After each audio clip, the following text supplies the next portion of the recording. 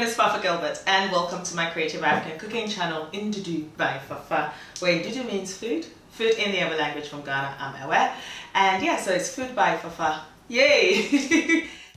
And today, being no exception, I'm going to show you how to turn this beautiful sea bass from this to that and the almighty this. Absolutely. Stay tuned. Now, what you will notice about this channel is most of my recipes are inspired by my own experiences. Of course, I do reflect on my heritage, which is, of course, my Ghanaian heritage, and as well my travels. So things that I've experienced. And this recipe is no exception because I had this when I went to Thailand and it has stayed with me. It's one of those must-have recipes and I couldn't wait to share this with you. When we're talking about flavors, absolutely. Now let's start with the good old tamarind sauce, but not as you know it, of course, with that Ndudu twist. I'm using my red chili flakes here, but you can use your fresh red chilies, not a problem. And I've got my shallot here. You can use your normal onions. And I have got loads of garlic here. Then I've got my jaggery. Now, jaggery is a mixture of palm sugar and dates. It's readily available in most Asian shops. And I've also got my tamarind paste. It's also available in most Asian shops and in most supermarkets as well. I've got my fish sauce as well. That's just going to add that je ne sais quoi to this mixture. And yeah, I will be mentioning the rest of the ingredients as we go along. But to start off, in your saucepan, melt your extra virgin cold pressed coconut oil because that's where the flavor is. And it's going to be on a medium heat. So once it's melted, I'm going to be adding my diced shallots. And I'm going to fry this gently for about 2 to 3 minutes. I don't want it to burn. I'm just allowing that infusion to take place and that marriage to happen. You know, as I always say, dun-dun. Worry dear, so fine. Now I'm going to be adding my red chili flakes because I'm going to allow that infusion to take place. And you see how beautiful this is. Like, I just love it. And the aroma, it's just like incredible, even if I say so. Now I'm going to add my garlic because I don't want my garlic to burn.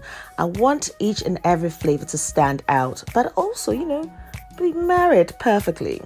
So I'm going to fry my garlic mixture now, just for about 2 to 3 minutes, and I'm maintaining that medium to low heat because I'm just allowing that infusion to happen just so. And this looks perfect for me to add my fish sauce. Now, in the absence of your fish sauce, you can use your dawa dawa, also known as the fermented locust beans. Now, they both have that umami flavor and they add that exact flavor to this dish. Now, I'm adding my tamarind sauce that I've actually mixed with a little bit of water. I'm going to add a bit more water to it. Now, do bear in mind that I'll leave the list of ingredients and measurements on my blog in ndudubyfafa.blogspot.com, so do check it out. And I'll leave the link in the description box below. So I'm going to add that little bit water just so because I need that liquid for the sauce, absolutely. And this is actually on the tangier side. Now, if you're using the local yoyi, or may I say the black velvet tamarind, then that has a perfect balance of sourness and sweetness, so you don't really need to add your palm sugar. But with this one, it is on the tangy side and slightly on the sour side, so it does need that balance of flavors. And now I'm going to add my crushed jaggery to this, and I'm going to mix this till it's well combined, as I always say. My sauce is almost done because I don't want to overdo it. I want to just so. And if you notice, at no point has it actually boiled, but it is simmering just beautifully. And I'm adding my salt to taste, which would combine all the flavors together. Nice how I saw. When they say when what God puts together, nobody should put asunder and it be new shit. We are already there, Charlie. Oh boy, so. And now my pièce de resistance, I've just turned the heat down. And I'm adding my chopped green peppers and red peppers. You can use your yellow peppers, orange peppers, whatever. But this is just so great. And I'm just turning the heat off. And I'm adding a little bit of red chilies just to give it that color and je ne sais quoi, as you do, you know what I mean? So this is nice and warm and just, and it's so colorful. and it's just beautiful. So by the time I move on to the fish and I come back, the infusion is taking place. And of course, I'm adding my coriander, which is just going to give it that aromatic flavor. So you've got the sweet, tangy flavor that infusion that's going through. And then you've got this aromatic flavor. And then the crunch that you're going to get from the peppers. Oh, this is so good. Now, anyway, let me move on to my SeaBass. It's best to let your fishmonger gut and descale your fish. It takes the hassle away. Let him also take the fins off and just dress it beautifully. So once you get home, this is easy peasy. Now I'm going to show you how to slant this. So you notice that I cut through like I'm cutting through vertically, then I slant the knife. So you need to cut it this way exactly. So straight, and then you slant it right through to the bone. Just that way, because this is where the infusion is going to take place. But when your fish is fresh, it doesn't have any smell. It's just beautiful. And you notice that I'm parting the slits. I'm making it wider. And the reason I'm doing that is just to allow what I'm going to do to this fish, for it to infuse in there. Fish like una have scavishes never nanoninko. This is like flavor zone preparing. Like that is it. So I've just cut it and slanted it as I've shown you here. So just follow that process, and then when you actually bend it, you should have this beautiful sort of arrangements. One logo line, okay, mini. So I'm using my sanka here as you do, and I'm going to use my kitchen towel to pat any excess water off the fish because I need this fish to be crispy and just so. So just use your kitchen towel as you can see here and just make sure that your fish is dry and nice. Now the next thing I'm going to do is I'm going to add my salt to taste.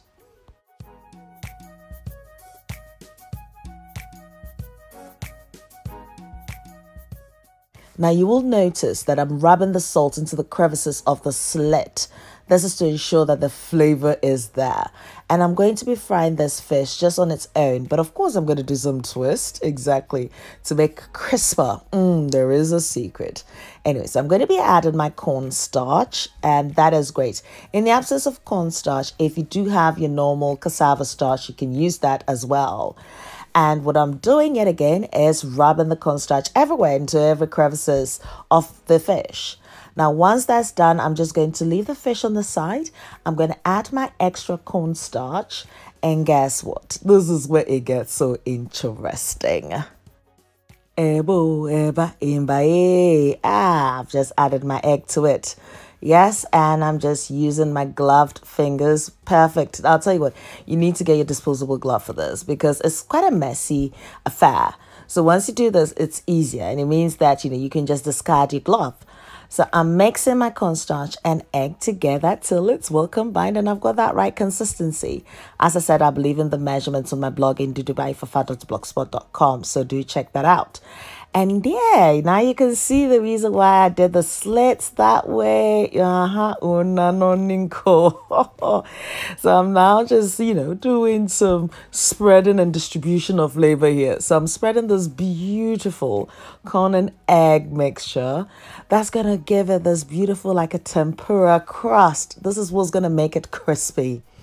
And it's so simple, but it works so well. The first time I had this, I'll tell you what, I kept ordering the same thing over and over and over again.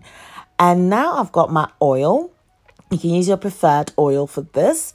And I'm just going to make sure that it's hot. So I've just dropped a little bit of garlic in there and it's bubbling perfectly. So now I have got my trick. So you notice that I place my fish, the head in first, and then I'm swinging it slightly. Yes, slightly. I am. Yeah, you might not see it, but it is happening. And you know why? I'm doing that just so that the oil would just, fry that beautiful, or stick that beautiful tempura into the fish, just like that. You see you. And then I turn the other way, and I'm going to fry this for 4 minutes on each side. Now, this is where the crust happens. And look at that. The fish is so stiff. You can see it's not even moving. That's like what's crispy. And it's so crispy, but it's also moist as well. So you're getting that beautiful crust from this mixture. And now, you know, you can just use any sauce. You can try and use a chimichurri sauce. You can use your red pepper, whatever you want for this. Tell me this is any other food. This is not any other food. You can do by Fafa. Get back at 2019. Get your work back.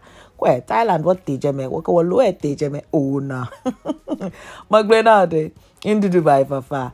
Akpalaka a lion to amona a la hipsa a hen and a maquilla. A ko ye go talk comico boy a hoeko. She ne len in think a chef in a salad could yin in a sauce. Hey, in okpa. Hey. Going to blot any excess oil that has been stuck in this fish by placing it on top of my kitchen paper towel as I move on to the second fish. And it's the same thing. Swing, swing, swing. Fry 4 minutes on each side. But do bear in mind, it will be as stiff as anything because that's the crispy fish. Ooh, nice. Now, as I always mention, please do take all necessary precautions when you're dealing with anything hot, be it fire, be it hot oil, or even a sharp object like a knife. Yes, because I don't want you to hurt yourself. I want you to enjoy the food as it is.